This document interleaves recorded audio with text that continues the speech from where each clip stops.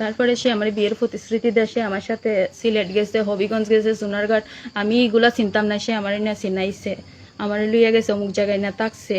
মানে আমার কাছে সব কিছু প্রমাণও আছে, সিলেট যেখানে লইয়া গেছে আমার কাছে এগুলা প্রমাণও আছে। তো আপনি বিয়ার আগে এগুলা করেন কেন? সে আমার তখন 6 বছর আগে আমার বুঝ কম আছিল, বুঝছেন নি। হ্যাঁ, আমার কইছে যে তোমার স্যার আমি কেউ বিয়ে করতাম না, আমার হতা দিয়া নিছে, কোরআন শরীফ বাদ দেওয়া হয়েছে, এরা মুরদুদের হসম দেওয়া হয়েছে যে আমি স্যার অন্য কোনো মেয়ের বিয়ে করতো না। কিছু 1 সপ্তাহ আগে আইছিলাম এরা বাড়িতে, তখন সময় ছেলের সাথে 2 দিন আগে হতা হয়েছে। সে বলছে তার বাড়িতে আসার জন্য তার ফ্যামিলি নাকি মানতেছে না।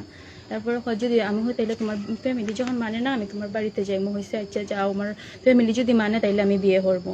তখন সময় আমি এরা বাড়িতে আইসি, একদিন থাকছি। এখন এরা হইতাছে যে এরা প্রথম আমার সাথে অনেক বাজেভাবে ব্যবহার করছে, বুঝছেন নি। বাজেভাবে ব্যবহার করার পর আমি একদিন এরা দাদুর হাতে থাকছি। তারপরে আমরা এখানে চেয়ারম্যান মেম্বারেরা আইসে, এরা হতা দেওয়া নিছে যে আমার বাড়ির থেকে, এরা বাড়ির থেকে নিছে, হয়েছে ইমনের সাথে আমার বিয়ে দেওয়া দিবে, 1 সপ্তাহ সময় দিছে। এরা বউ হয়েছে যে আমি এটা মাইনা নিছি, সে আমার সাথে অনেক খারাপি করছে, আমার অনেক জায়গায় নিয়ে থাকছে। আমার কাছে এগুলা সবকিছু প্রমাণও আছে। বিয়ে হয়েছে না হয়েছে সে বিয়ে করবো, সে আমার বিয়ের প্রতিশ্রুতি দিয়ে আমার সাথে অনেক খারাপি করছে। সে নাম হয়েছে ইয়াসির আরাফাত ইমন। এখন ডাহাতা হে, এখন আমার হয়েছে তুমি আমার বাড়িতে যাও, আমার বাড়িতে মাইনা নিব আমি, তুমি আমার বাড়িতে মানলে পরে আমি বাড়িতে আইমো। এখন ওর ফ্যামিলি ওরা আইতে দিতেছে না, আইতো না বাড়ি।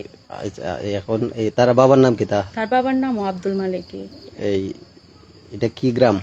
গোবর জারুলিয়া উনমিয়া আজিবাড়ি। আপনার এই যে ছেলে, ওই ছেলে? জি। তো আপনি এখন যে একা এই অন্ধকারের মধ্যে একা দাঁড়িয়ে আছেন? আমি এরা বাড়ি বিকালে আইসি, ওরা তালই খুলেন না, বারেবার আই আমার এখন তুমি তো কিতা করতেছ, যা ইচ্ছা করতে তা পুলিশ না যে সাহানো যাও, আমরা এটা কোনোদিন মান্য নিতাম না। কারণ তোমার এই গীতা আমার ছেলের কোনো খবর নাই, আমার ছেলের পাইতাছি না। এখন তুমি যদি আমার ছেলের যে হানো বা ওইখানে গিয়ে বার করো, আমার কোনো সমস্যা নাই।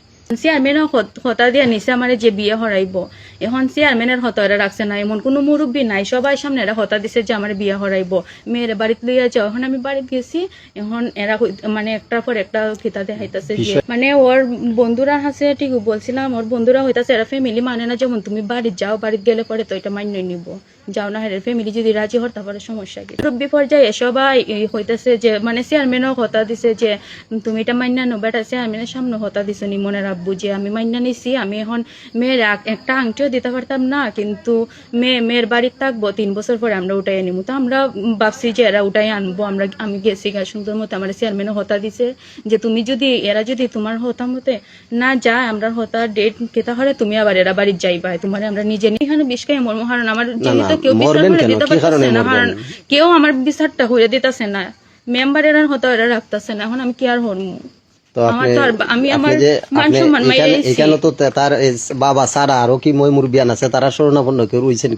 সবাই জানে, এরা এলাকার এমন কোনো মানুষ নাই জানে না, সবাই চাইছে যে বিয়েটা হইতো। এখন ওর মামু নাকি জাহাঙ্গীর ঘাটা সেগানগর তা হ্যাঁ বেটা মান্য নিতেছে না।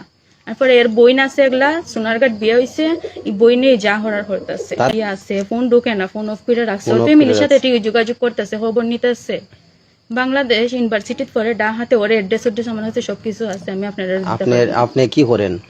আমি আইএ পাস করছি আর ভর্তি হয়েছি না, আমার হয়েছে আর পড়ান লাগতো না, তুমি আমার বাড়িতে যাও, আমি আমার বাড়িতে মানলে পরে আমি তোমার বিয়া হরমু, সমস্যা নাই, একবার না 100 বার বিয়া হরতে রাজি আছি যদি আমার আব্বু আম্মু মানে। এখন এরা আব্বুরা হইতেছেন যে আমার ছেলে রাজি না, এখন আমি কি করতাম?